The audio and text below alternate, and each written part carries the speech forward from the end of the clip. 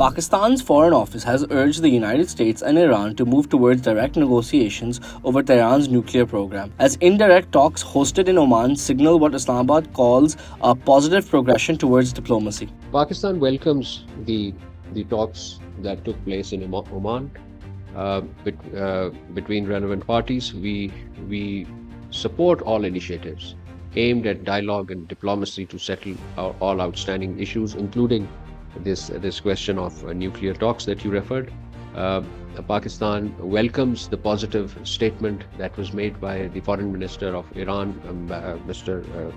His Excellency Mr. Araghchi, and we hope that this optimism, this positivity would be carried forward by all parties in conduct of these talks. Pakistan, as I mentioned, our Deputy Prime Minister, Foreign Minister spoke twice with his Iranian counterparts. We are maintaining close contact at the leadership level. The Prime Minister had a conversation with His Excellency the President of Iran in the recent past. So our support for dialogue and diplomacy continues. At the same briefing, Islamabad also confirmed that Prime Minister Shehbaz Sharif will attend President Donald Trump's inaugural Board of Peace meeting in Washington on February 19th. As I said, I'm confirming you the visit of the President to Prime Minister to Washington for Board of Peace meeting, and I can tell you that the Deputy Prime Minister is part of the delegation. We will let you know about the composition of the delegation, the itinerary,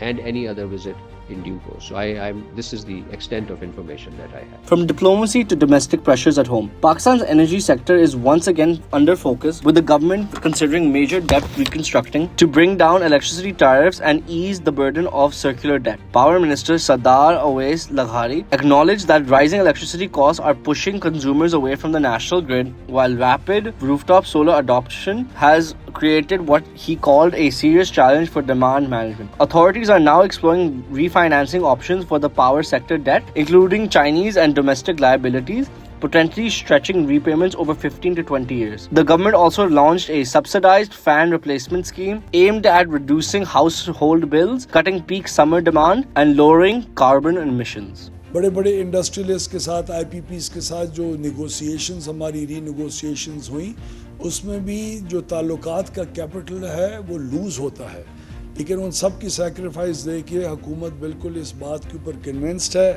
कि चाहे painful हो या ना हो, reforms हमें अपने आप से शुरू करनी चाहिए, अपना घर पहले दुरुस्त करना चाहिए और फिर कम्युनिटी से और इकॉनमी से भी डिमांड करनी चाहिए कि जहाँ अनफेयर एक जी प्राइसिंग है, जहाँ प्राइसिंग स्ट्रक्चर्स ऐसे हैं जो सोलराइजेशन जैसे अच्छे इंसेंटिव्स को भी डिस्करेज कर रहे हैं, उसको एक उल्टा बोझ बना रहे हैं आम कंज्यूमर के ऊपर, उसको भी हम अगर रिवाइज करके ग्रेजुअली आहिस्ता आहिस्ता करके इन स्टेजेस अगर रैशनलाइज करेंगे तो मुल्क अल्टीमेटली ज़रूर बेनिफिट करेगा. Meanwhile, Pakistan's political temperature continues to rise as the opposition alliance announced a sit-in outside parliament after fresh concerns over Imran Khan's health. हमारा मुतालबा ये है कि खान साहब को फौरी, अभी तक देखिए हुकूमत ने रब्ता भी नहीं किया किसी से. ये तीसरा दिन है, आज रिपोर्ट जमा हुई. रिपोर्ट तो पढ़ने की थी ना, पता चल गया था सबको. अगर जजेस ने कहा है कि 16 तारीख तक आप ये करें तो आप 16 तारीख तक ना, लेकिन मजीद नुकसान कर रहे हैं आप लोग.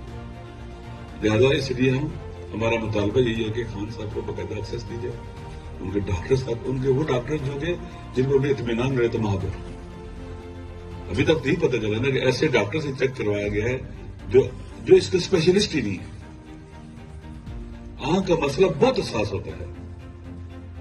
मैंने पहले कहा, मैं आपके सामने खड़ा हूं, मेरी आंख की जब इस पर बिनाई खत्म होगी तो इस पर इन्फेक्शन हो जाता है.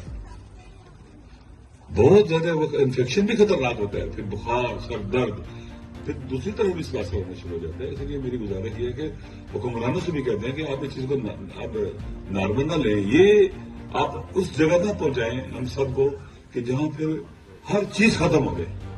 The move came hours after the Supreme Court was informed that only 15% of vision remains in the PTI's founder's right eye. PTI's leaders have accused jail authorities of negligence and demanded immediate release access to doctors trusted by Khan and his family. Opposition leaders say the state is responsible for the health of anyone in custody, warning that further delays could provoke a major public reaction. ये ध्यान में रख लें, हम कल जब बैठेंगे तो उठने के लिए नहीं बैठेंगे। क्या आप अभी कहोगे हो गया? नहीं, जब तक अमल नहीं होगा हम नहीं उठेंगे। जब तक मुतालबात पर अमल नहीं हो, किसी वादे को नहीं कबूल करेंगे आपके। इसलिए इंशाल्लाह कल नमाज जुम्मा के बाद पार्लियामेंट में नमाज जुम्मा 1:30 बजे खत्म हो जाती है, वहां पर कल जुम्मा, कल सेनेट का इजलास भी है, हम वहीं होंगे इंशाल्लाह। और जो हमारा मुतालबा ये है कि डॉक्टर साहब कह रहे हैं कि शिफा हॉस्पिटल है, 2 डॉक्टर उनके अपने डॉक्टर और डॉक्टर साहब के अपने जाती मालिक हैं, अपना खान साहब के डॉक्टर आसिम यूसुफ हैं, और इधर डॉक्टर इमरान आमिर अवान और डॉक्टर मजहर इसहाक साहब, ये स्पेशलिस्ट है। इस्लामाबाद पिंडी में ही 2 डॉक्टर स्पेशलिस्ट हैं टॉप के, जिन पर इत्मीनान भी कोई कर सकता है। इसलिए हमारा उन फौरी तौर पर उन्हें शिफ्ट किया जाए, उनको मुनासिब सहूलतें दी जाए। जेल के अस्पताल के अंदर हमें पता है वहां क्या होता है, कितने डॉक्टर होते हैं, कितने मालिज होते हैं, कितना इलाज होता है, कितनी तवज्जो होती है। पहले ये जेल का अमला ये जुल्म कर चुका हुआ है, और मुझे ये भी यकीन है कि वो खुद से ये नहीं कर सकते। जेल का सुप्रिटेंडेंट इतना बड़ा जुर्म खुद से नहीं कर सकता, बाकायदा उसको कहा गया है। Security concerns were also raised internationally this week as the UN Security Council unanimously extended the mandate of its monitoring team overseeing Taliban-related sanctions until February 2027. Pakistan's envoy to the UN warned that militant groups such as the TTP, ISIL-K, Al-Qaeda and the Baloch Liberation Army continue to exploit Afghan soil to orchestrate attack in the region. President, Pakistan remains seriously concerned by the active presence of terrorist groups on Afghan soil that includes TTP, BLA and Majid Brigade, ISIL-K and Al-Qaeda. These groups have been responsible for some of the most heinous terrorist attacks against Pakistan and incidents of hostage taking. Just this month, Pakistan was struck by dastardly and cowardly terrorist attacks by the BLA and Daesh that resulted in the cumulative loss of 80 innocent Pakistanis. Once again, Afghan soil was used by these groups to plan and orchestrate these attacks. We reiterate our call that Afghan territory must not be used for terrorism against neighboring countries, and efforts must be made to prevent external spoilers from exploiting the situation. Through adoption of this resolution, the Council has sent a clear message to the Taliban authorities that Afghan territory should not be used to threaten or attack any country, and that no Afghan group or individual should support terrorists operating on the territory of any country. The Council also outlines its expectations from all member states to prevent kidnappers, hostage takers, and terrorist groups from benefiting directly or indirectly from ransom payments or from political concessions, and to secure the safe release of hostages. We call upon the Taliban to prevent terrorist groups from carrying out such actions with impunity and to effectively combat terrorism by honoring their counterterrorism commitments through sustained and verifiable actions in the interest of lasting peace and security. This resolution has also emphasized the various challenges faced by Afghanistan that include the dire humanitarian situation, the deteriorating human rights situation, particularly for women and girls who are denied fundamental freedoms and are living in harsh conditions under the Taliban rule. Besides, economic collapse, natural disasters, issues related to political inclusivity, and drug trafficking. The Council has spoken with a unanimous voice today by highlighting these problems and remains committed to reviewing these sanctions as and when appropriate while taking into account the ground realities in Afghanistan.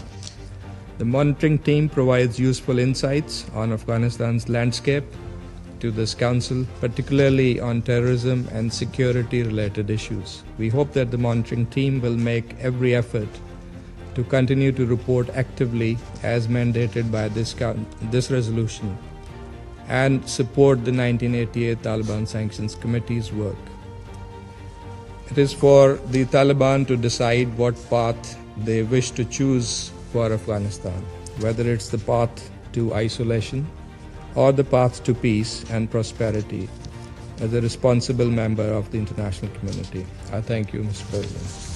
The monitoring team's latest report described Afghanistan as providing a permissive environment, particularly for the TTP, with member states warning that a threat could expand beyond South Asia. Back home, Karachi's governance saw fresh unease after the FIA, described as an official record-questioning visit to the Karachi Metropolitan Corporation or headquarters. Mayor Barrister Murtaza Wahab criticized the surprise intervention, calling it damaging to the city's image and questioning the lack of prior coordination. The FIA says no raid took place, insisting that visit was part of ongoing probe linked to evacuee trust property board properties, and at most requested records were provided. Pakistan's counter-terrorism operations also delivered a major development in Khyber Pakhtunkhwa, where police arrested a key militant commander linked to the newly formed Ittehadul Mujahideen Pakistan. The suspect reportedly confessed to 9 major attacks, including the killing of a senior official in Miramshah, abductions and targeted murders in Bhanu and Laki Marwat. Investigators say he also conducted surveillance of sensitive institutions for terrorist networks as raids continued to arrest facilitators. And in Gilgit-Baltistan, an improvised explosive device attack in Dhaimar Tangiers Valley killed the FWO worker